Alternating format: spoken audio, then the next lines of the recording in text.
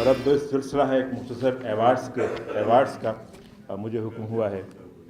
میں سب سے پہلے قیوم طاہر صاحب کے لیے خدمت ایوارڈ کونسل اور سوچ کی جانب سے گولڈ میڈل کا یہ تحفہ ان کی سالگرہ کے حوالے سے بھی میں جناب ایوب جازف اور علی اصغر اور جناب سعید صاحب سے التماس کرتا ہوں کہ وہ یہاں تشریف لائیں، اور صدر گرامی جناب افتخار عارف صاحب سے اور اقرار الحق صاحب سے التماس کروں گا کہ یہ ایوارڈ قیوم طاہر صاحب کو پیش کرنا ہے.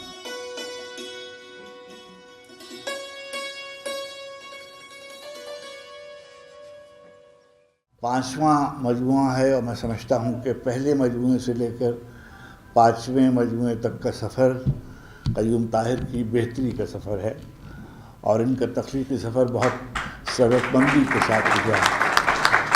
اور یہ بات میں تکلفاً نہیں کہہ رہا ہوں، میں نے غالباً میں ان کو فنون سے چھپتے ہوئے دیکھ رہا ہوں.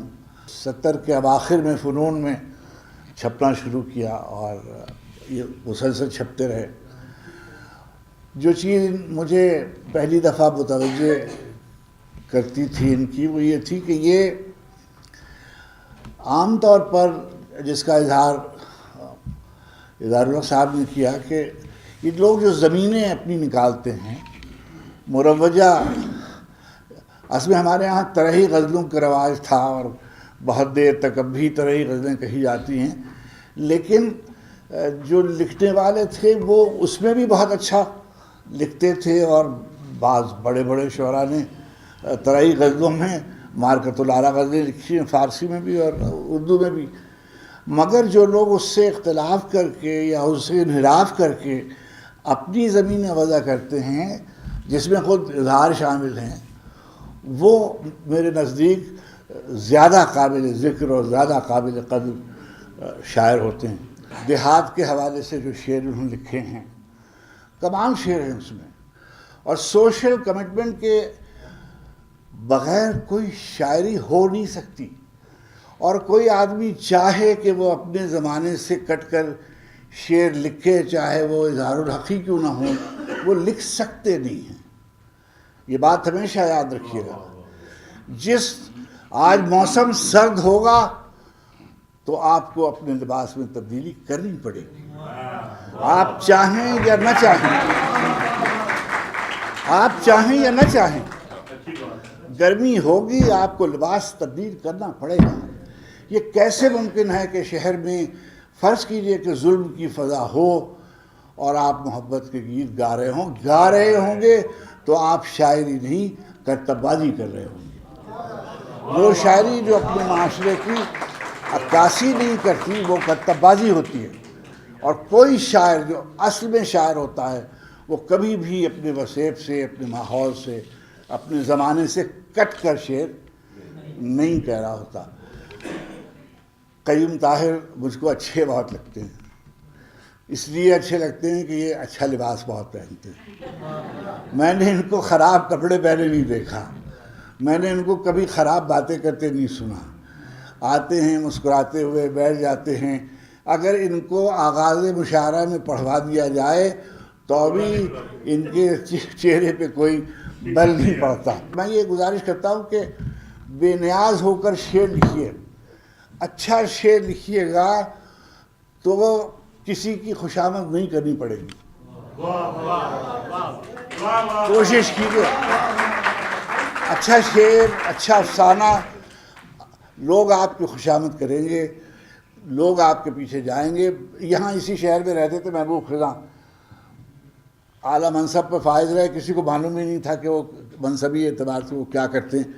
انہوں نے کمال شعر لکھے. اتنی سی کتاب ہے اکیلی بستیاں، اور وہ اردو غزل کی ایک بہت اچھی کتاب ہے. یا یہ کہ تیز ہوا کے شور میں چھوٹی سی کتاب ہے رئیس فروخ کی، بہت اچھی کتاب ہے. اطہر نفیس کا چھوٹا سا کلام ہے، کلام بہت اچھا کلام ہے. کم لکھنا، زیادہ لکھنا بات نہیں، بات یہ ہے کہ آپ نے لکھا کیسا ہے. اگر آپ نے ڈھیر لگا دیا ہے اور وہ کوڑا ہے تو اس سے کوئی فرق نہیں پڑتا. لیکن اگر آپ نے 10 غزلیں 20 غزلیں اچھی لکھی ہیں، اچھے شعر 10 لکھ دیے اور آپ نے لکھے ہیں تو آپ کو خوش ہونا چاہیے. اور ہماری دعوت کرتے رہنا چاہیے. بڑی مہربانی. تاخیر کے اپنے دوست اور بہت ہی عمدہ شاعر ڈاکٹر فرات عباس سے التماس کروں گا کہ وہ تشریف لائیں اور اپنا مضمون ہمیں سنائیں پڑھ کے. ڈاکٹر فرات عباس صاحب. سلوٹ کے حوالے سے جناب قیوم طاہر کا کلام ان کی تخلیقی ثروت اور فنی وابستگی کی گواہی دیتا ہوا اس بات کا اعادہ کرتا ہے کہ وہ انہماک، لگن اور جذبے سے شاعری کر رہے ہیں. نئی زمینیں، رواں بحریں اور نت نئے موضوعات اور مضامین تلاشنا ان کا مشغلہ ہے. قیوم طاہر کی شاعری میں تجربات، مشاہدات اور جذبات کے ساتھ ساتھ احساسات کی ترجمانی موجود ہے. ایسے جذبات اور احساسات جنہیں دیگر شعراء کرام اپنے قلم کے ذریعے عام کرنے میں ہچکچاہٹ محسوس کرتے ہیں. قیوم طاہر بہت چابک دستی اور بے باکی سے اپنے اشعار میں اظہار کرتے چلے جاتے ہیں. یہ اظہار ایک سچے شاعر کی پہچان ہے. وہ اجنبی فضاؤں اور بے معنی خیالوں کی دنیا سے اپنے دل اور دماغ کو آزاد رکھتے ہیں اور فنکارانہ بصیرت کے ساتھ قدیم روش کو اپنے ساتھ رکھتے ہوئے عہد حاضر کی بات کرتے نظر آتے ہیں. قدامت پرستی سے دور، قدامت کے دائرے سے آزاد قیوم طاہر اپنی سوچ اور نظریے میں تازگی کا احساس دلاتے ہیں. بے ثباتی کا عکس دیکھ لیا، چڑھتے سورج میں نقش دیکھ لیا، میں ہی میں تھا نگار خانے میں، میں نے اپنا ہی رقص دیکھ لیا. ان کے ہاں بھاری بر الفاظ کے باوجود روانی، سلاست اور تاثراتی احساس بہت گہرا ہے، اور وہ جذبات نگاری کرتے ہوئے دو ٹوک انداز کو ہرگز نظر انداز نہیں کرتے. تو یوں سلوٹ کی اشاعت پر میں انہیں رفیقانہ سلوٹ پیش کرتا ہوں. خدا حافظ. اب جناب میں ملتمس ہوں جناب عبد الرحمن واصف صاحب سے، اگر وہ یہاں پر ہیں، کہ منظوم خراج پیش کریں گے. جناب عبد الرحمن واصف صاحب آئیے. لفظ مٹی کی گلک کا اظہاریہ. لفظ مٹی کی گلک کا اظہاریہ، نو بنو امتحانوں زمانوں مکانوں کے رستے سجھاتا ہوا، المیوں کی کسک تربیوں کا یقین کھنکھناتا ہوا، لفظ سینے میں پلتے نگاہوں پہ کھلتے گمانوں یقینوں کو اظہار میں ڈھال کر ذات کو اجنبی موسموں سے ملاتا ہوا. لفظ مٹی کی گلک کا اظہاریہ، نو بنو امتحانوں زمانوں مکانوں کے رستے سجھاتا ہوا، المیوں کی کسک تربیوں کا یقین کھنکھناتا ہوا، لفظ سینے میں پلتے نگاہوں پہ کھلتے گمانوں یقینوں کو اظہار میں ڈھال کر ذات کو اجنبی موسموں سے ملاتا ہوا، فکر گاہوں کی راہداریوں میں زمانے مٹاتا بناتا ہوا، لفظ فردا سے امروز کی سرحدیں کھٹکھٹاتا ہوا، آنکھ میں ریت کی بے کلی کو بڑھاتا ہوا. اب یہاں 4 مجموعے سر کے، ان کا جو ہے وہ کتابوں کے نام اگلی سطور میں آئیں گے. آنکھ میں ریت کی بے کلی کو بڑھاتا ہوا، لفظ لوہے خزاں پر لکھا ساز بھی، لفظ جیون کتھا کی صعوبت کا غماز بھی، اور تلاشے رخ موسم گل کا انداز بھی، لفظ قیوم طاہر کی سلوٹ کا انجام بھی، حرف آغاز بھی اور ہمراز بھی. لفظ مٹی کی گلک کا اظہار ہے. بہت شکریہ. اور اب میں ملتمس ہوں اپنے نوجوان دوست، بہت ہی عمدہ شاعر اور سخنور کے روح روان جناب نوید ملک صاحب سے کہ تشریف لائیں اور اپنا مضمون پیش کرنا. نوید ملک سے سلام. 2010 میں نے قیوم طاہر صاحب کو پہلی بار دیکھا. قد و قامت لب و لہجے سے میں نے اندازہ لگایا کہ آپ ریٹائرڈ بریگیڈیئر ہیں. بعد میں کھلا کہ آپ جز وقتی سویلین اور کل وقتی شاعر ہیں. معروف فلسفی جان ڈیوی کہتے ہیں انسان حیوانات سے مختلف ہے کیونکہ وہ اپنے گزشتہ تجربوں کو یاد رکھتا ہے. پہلے جو گزر چکا ہے اسے حافظہ پھر دہراتا ہے. جانوروں کے ہاں تجربہ وارد ہوتے ہی فنا ہو جاتا ہے.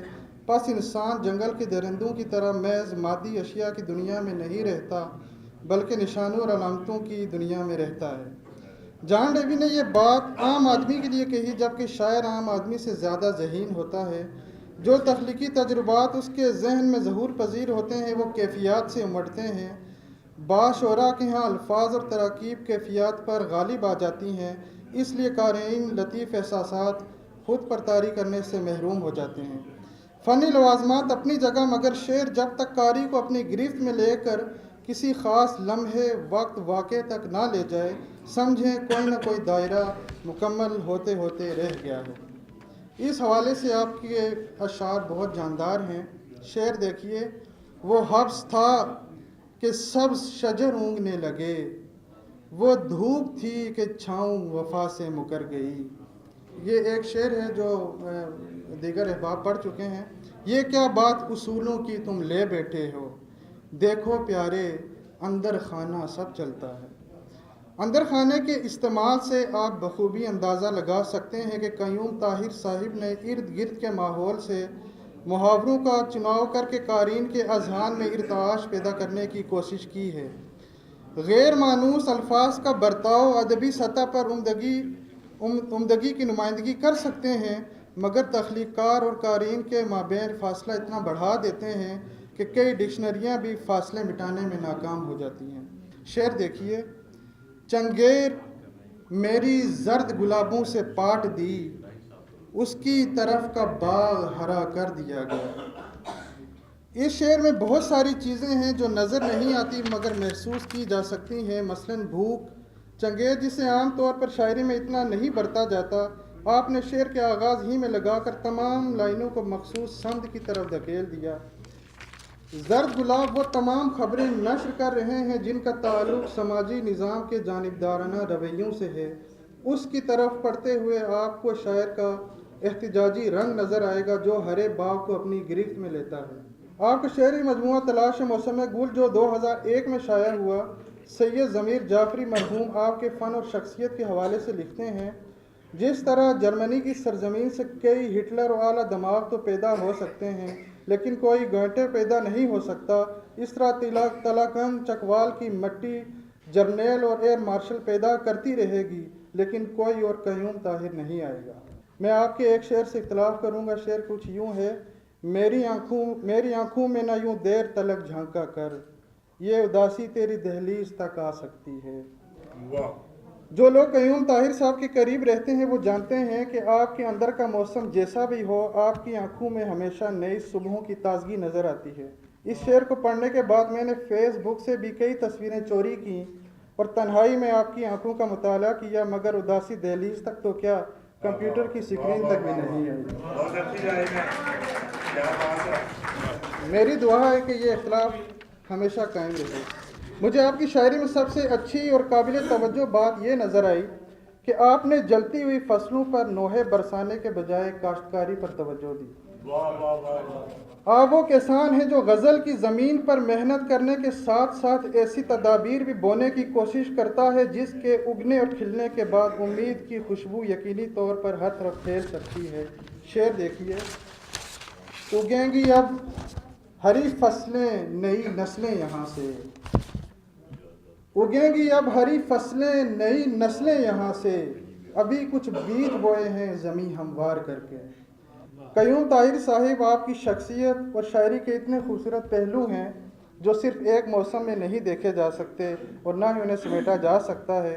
سلوٹ کی اشاعت پر بہت مبارک اور مزید کامیابی کی دعائیں۔